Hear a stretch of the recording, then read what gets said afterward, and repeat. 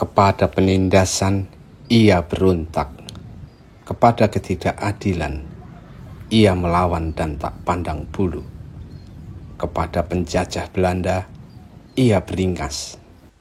Itulah Raden Mas Said yang berjuluk Pangeran Sambernyawa, sang pendiri Kadipaten Mangkunegaran. Ksatria yang sakti mandraguna dan tetap perkasa meski dikeroyok penjajah kompeni VOC dan dua Raja Mataram, yakni Sunan Surakarta dan Sultan Yogyakarta.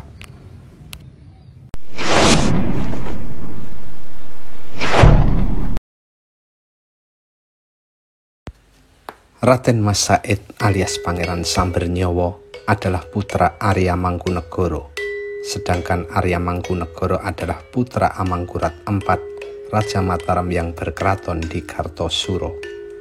Sebenarnya, Arya Mangkunegara adalah putra mahkota yang digadang bakal mewarisi tahta ayahnya. Namun, ketika Amangkurat IV wafat pada tahun 1726, Arya Mangkunegara disisihkan oleh sebuah manuver politik hingga akhirnya yang menerima tahta adalah adiknya, yakni Raden Mas Prabu Suyoso. Ia bergelar Pakubuwono II. Ini tak lain karena Arya Mangkunegara terang-terangan anti VOC. Bahkan pada pemerintahan Pakubuwono II, Arya Mangkunegara difitnah kemudian dibuang ke Thailand atau Sri Lanka. Setelah itu, ia dibuang ke Cape Town, Afrika Selatan dan meninggal di sana. Saat pembuangan ayahnya itu, Raden Mas Said masih berumur 2 tahun. Setelah tumbuh sebagai pemuda yang gagah perkasa dan berwibawa, Raden Mas Said mengetahui betapa penindasan Belanda dan ketidakadilan di dalam keraton begitu kejam hingga ayahnya harus dibuang. Sejak itu, jiwa pemberontakannya muncul. Ia kemudian memiliki pasukan dan bergabung dengan Mas Garendi, cucu Amangkurat III, untuk melawan Raja Pakubuwono II di Kartosuro yang dianggap pro-VOC. Saat itu umurnya baru 17 tahun, tapi Raden Mas Said menjadi panglima perang yang menakutkan saat bergabung dengan Mas Garendi dalam penyerangan Keraton Kartosuro pada Juni 1942. Serangan itu dilakukan gabungan pasukan Jawa dan warga Cina yang mengangkat senjata setelah etnis Cina dibantai VOC di Batavia pada tahun 1740. Serangan itu kemudian terkenal dengan sebutan Geger Pacinan. Keraton Kartosuro bisa direbut pasukan Mas Garendi dan Pakubuwono II kemudian harus lari ke Ponorogo. Pakubuwono II akhirnya mampu merebut kembali Keraton Kartosuro dengan bantuan VOC dan Adipati Cakraningrat IV dari Madura. Ia kemudian memindahkan keraton ke Solo pada tahun 1745 yang akhirnya menjadi Keraton Kasunanan Surakarta. Namun, Raden Mas Said terus melakukan gerilya dengan target VOC dan Pakubuwono II yang dianggap semakin dikuasai Belanda. Tak lama kemudian, putra Amangkurat IV lainnya, Pangeran Mangkubumi, keluar dari keraton untuk memberontak. Pada tahun 1749, kekuatan Pangeran Mangkubumi dan Raden Mas Said bersatu. Tujuannya sama, melawan Belanda dan merebut kekuasaan dari Pakubuwono II untuk memerdekakan Mataram dari VOC. Koalisi Raden Mas Said dan Pangeran Mangkubumi ini semakin kuat dan makin membuat VOC dan Kasunanan Surakarta kewalahan. Mereka terancam. Pakubuwono II yang sudah sakit-sakitan akhirnya melakukan perjanjian dengan Gubernur VOC wilayah Laut Utara Van Hohendorf pada 11 Desember 1749. Isinya, Pakubuwono II menyerahkan kekuasaan Surakarta kepada VOC. Pakubuwono II kemudian mundur, digantikan putranya yang baru 16 tahun untuk menjadi Pakubuwono III. Pengangkatan raja ini dilakukan atas kehendak VOC. Rencana perjanjian Pakubuwono II dan VOC itu diketahui koalisi Pangeran Mangkubumi dan Raden Mas Said. Maka Raden Mas Said berinisiatif untuk mendesak Pangeran Mangkubumi dinobatkan sebagai Raja Mataram. Usul ini disetujui tepat saat VOC dan Kasunanan Surakarta melakukan perjanjian pada tanggal 11 Desember 1749. Pangeran Mangkubumi dinobatkan para pengikutnya sebagai Raja Mataram di Desa Kabanaran. Ia bergelar sampeyan dalem ingkang sinuwun Kanjeng Susuhunan Pakubuwono Mataram Senopati ing Alogo Abdurrahman Sayyidin Panatagomo Kalifatullah.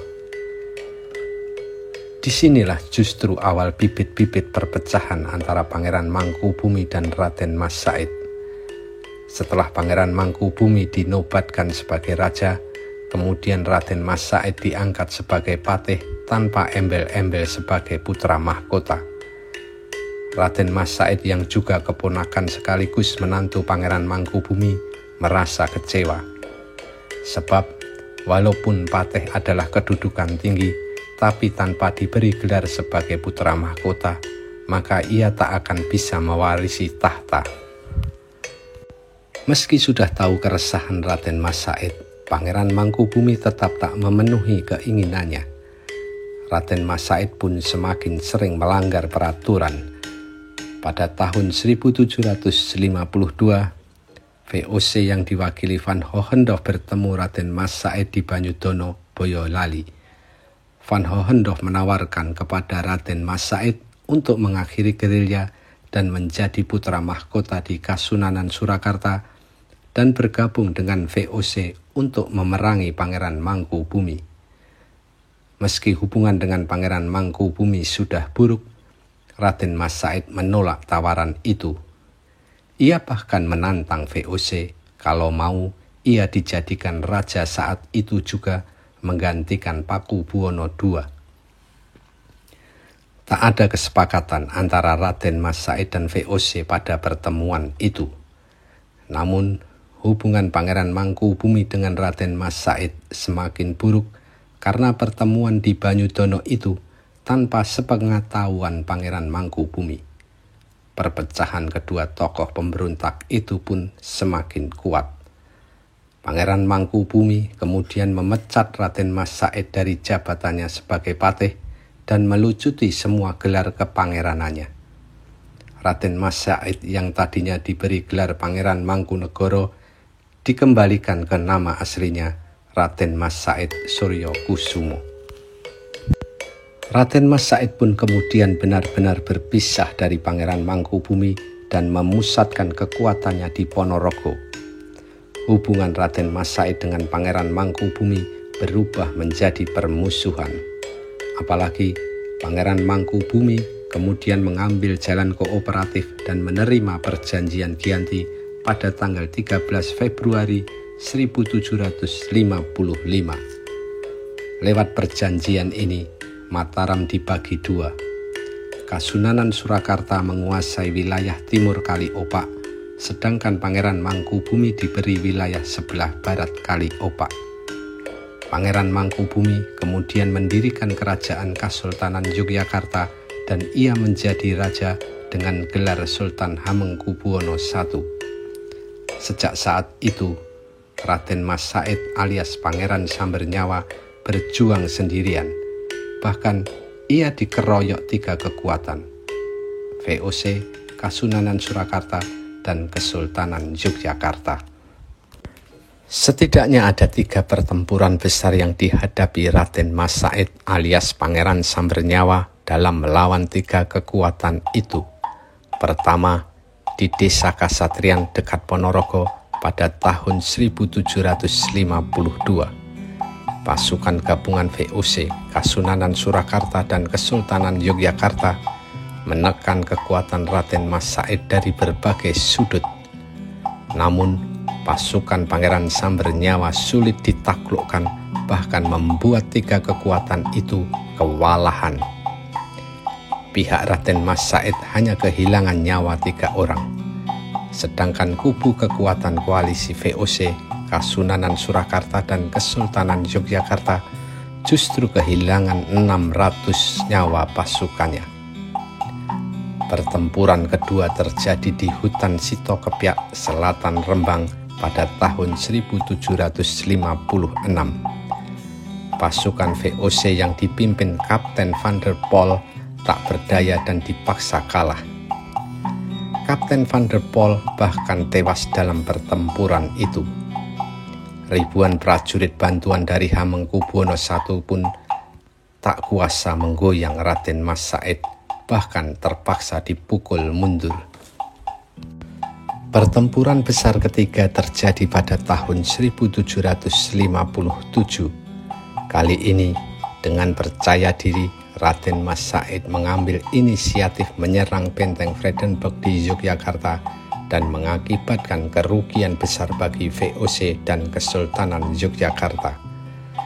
Atas serangan ini, VOC yang kewalahan sampai membuat sayembara, barang siapa yang bisa membunuh Raden Mas Said, maka akan diberi hadiah 500 real dan jabatan bupati.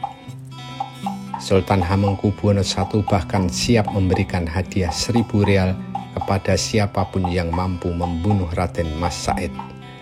Namun, tak ada yang mampu memenangkan sayembara itu. Berani pun tidak. Reputasi Raden Mas Said dalam berperang memang mengagumkan, menakutkan siapa saja. Gubernur VOC wilayah Laut Utara yang baru, Nicholas Harting, sampai menjulukinya Pangeran Samber Nyawa.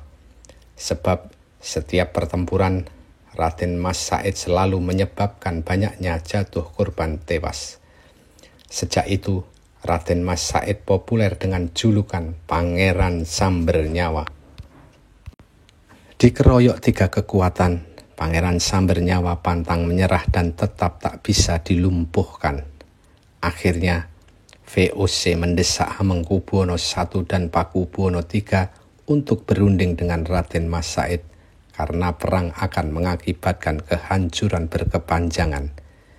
Ini juga bentuk keputusasaan menghadapi Raden Mas Said. Raden Mas Said pun akhirnya bersedia berunding dengan 3 kekuatan itu. Maka diadakanlah perjanjian di Salatiga pada tanggal 17 Maret 1757. Keputusannya, Raden Mas Said diberi wilayah Surakarta bagian utara, Kabupaten Karanganyar dan Kabupaten Wonogiri. Ia juga boleh mendirikan keraton, tapi tak boleh mengenakan gelar Sunan atau Sultan. Setelah itu, berdirilah Kadipaten Mangkunegaran. Pada tanggal 28 Desember 1757, Raden Mas Said alias Pangeran Samber Nyawa dinobatkan sebagai Kanjeng Gusti Pangeran Adipati Aryo atau KGP AA Mangkunegoro I. Meski berstatus kadipaten, namun Mangkunegaran memiliki pemerintahannya sendiri dan otonom. Itulah awal mula Pura Mangkunegaran yang eksistensinya terus berlanjut hingga dipimpin Kanjeng Gusti Pangeran Adipati Aryo Mangkunegoro IX yang wafat pada tanggal 13 Agustus 2021 lalu. Tahtanya akan diteruskan oleh Mangkunegoro X yang saat konten ini dibuat belum dipilih.